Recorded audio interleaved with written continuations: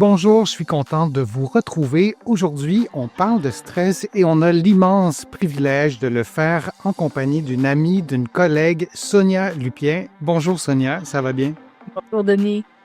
Je suis vraiment très, très content que tu sois là. Je sais qu'il y a beaucoup d'internautes aussi qui sont ravis que tu sois là.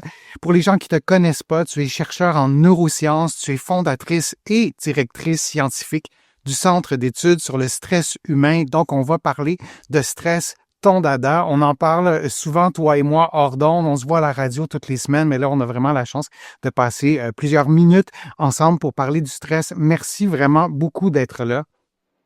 Plaisir.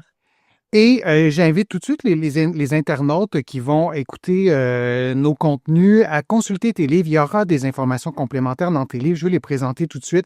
Par amour du stress, qui est un best-seller ici au Québec, et aussi Le stress au travail versus le stress du travail. C'est des livres que je vous recommande chaleureusement. On entend souvent parler du cortisol, l'hormone du stress, à quoi elle sert vraiment.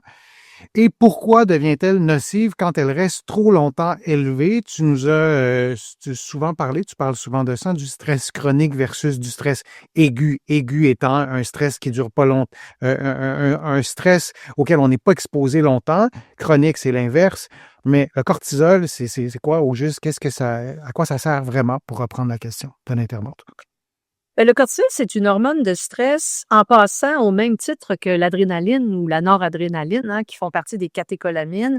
Et on parle, en tout cas dans mon labo, on a passé beaucoup plus de temps à étudier le cortisol comparativement à l'adrénaline pour une raison très simple, c'est la suivante. À chaque fois que votre cerveau détecte une menace, il va activer un système neuro-endocrinien très complexe que je ne résumerai pas ici, qui va mener ultimement à la production des hormones de stress, l'adrénaline, noradrénaline, cortisol. Pourquoi les chercheurs s'intéressent autant au cortisol? C'est que contrairement à l'adrénaline et la noradrénaline, le cortisol, à l'intérieur d'une période de 10 minutes, va réaccéder au cerveau. Et c'est quand il réaccède au cerveau qu'il va avoir une préférence marquée pour les régions du cerveau impliquées dans la mémoire et dans le contrôle des émotions. Et c'est là que c'est devenu intéressant, en tout cas pour moi, parce que je me disais, OK, donc tous les effets de stress sur la performance, les effets du stress pour augmenter notre vulnérabilité à des troubles mentaux, c'est dans le cerveau que ça se passe tout ça. Il fallait que la fameuse hormone de stress qui est produite quand on est stressé puisse accéder au cerveau si elle veut avoir ces effets-là. Sinon, vous savez, on n'apprend pas un examen de mathématiques dans le foie, là, ça se passe dans le cerveau. Et c'est pour ça qu'on a mis autant d'emphase sur cette hormone-là.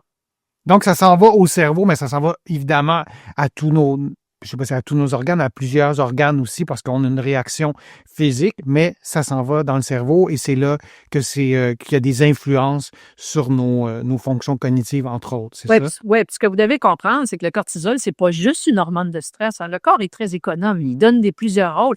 Le cortisol est un merveilleux anti-inflammatoire. Quand vous allez chez le médecin parce que vous avez mal au dos et que le médecin vous administre de la cortisone, c'est un anti-inflammatoire. La cortisone, c'est rien d'autre que du cortisol synthétique. C'est un anti-inflammatoire. C'est une hormone qui est anti-inflammatoire. Et c'est Hans Selye, le papa du stress, qui a découvert comment les hormones de stress étaient produites. Je vous raconte une petite histoire rapidement qui est très intéressante.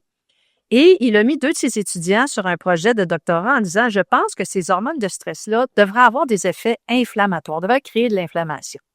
Alors, ces 2 étudiants ont étudié ça, puis se sont rendus compte qu'en fait, c'est faux, c'est l'inverse. Cette hormone-là avait des propriétés anti-inflammatoires absolument fabuleuses. Et donc, ils ont gagné le prix Nobel pour cette découverte-là, c'est bien. Et c'est là, à ce moment-là, on avait découvert ce qu'on appelait en anglais les wonder drugs. Quand les anti-inflammatoires sont arrivés, tous ceux qui vivaient de la douleur, vous le savez, les gens devaient souffrir de cette douleur-là sans avoir de médication avant. Et là, quand les anti-inflammatoires sont arrivés, et là, on a commencé à donner ces médications-là. Mais ça n'a pas été long qu'on s'est rendu compte que si on en donnait trop, pour trop longtemps, ça ne va pas vous arriver, ça a été fait dans le passé, bien là, ça commençait à donner chez les patients des troubles de mémoire, des troubles des émotions, des petits problèmes de santé mentale. Et c'est là qu'on s'est dit, attends une minute, là, si ces hormones-là font ça, c'est qu'elles doivent bien accéder au cerveau. Et c'est là que mon collègue et ami Bruce McEwen à New York s'est mis à chercher la présence de récepteurs capables de retrouver cette hormone-là dans le cerveau. Et c'est là qu'on a compris qu'effectivement, ça montait au cerveau. Donc, ça a énormément d'autres rôles que juste une hormone de stress. On est bien conscient de ça. Mais chez l'humain, tout ce que je vous ai dit à ce jour, c'est basé sur la mesure de ces hormones de stress-là. C'est rare qu'on utilise des questionnaires, on mesure les hormones de stress. Et donc, il y a une réaction qui se fait quand on est exposé à un stress, et si j'ai bien compris aussi, ben, on a comme des vagues aussi dans notre corps qui changent selon l'heure du jour, par exemple, qui fait qu'on va libérer un peu plus ou un peu moins de cortisol, et les gens, et notre rythme circadien influence ça aussi, j'imagine. Si on est un lève très tôt ou un couche tard, ben, ces vagues-là arrivent pas nécessairement au même moment. Est-ce que je me trompe en disant ça? Non, c'est la différence entre le cortisol basal et le cortisol réactif. Je vais vous expliquer, ou le stress basal et le stress réactif. Donc, le cortisol basal, c'est toutes les concentrations d'hormones de stress que vous mesurez, que vous produisez dans votre vie de tous les jours. Le cortisol réactif, ben là, il faut que je vous fasse réagir. Je vous amène dans mon labo, bam, je vous expose à un stresseur, et là, vos hormones de stress vont augmenter. Donc, le cortisol réactif, ben là, je vous amène au labo, je vous laisse tranquille, et ensuite, je vous stresse, boum, vos hormones vont monter. Puis ensuite, ça va redescendre. Ça, c'est ce qu'on appelle un cortisol ou un stress réactif. Le stress basal, c'est le stress que vous transportez sur vos épaules à tous les jours, et par exemple, si je mesurais actuellement, au moment où on se parle, Denis, tes hormones de stress, ben, elles pourraient être élevées ou pas.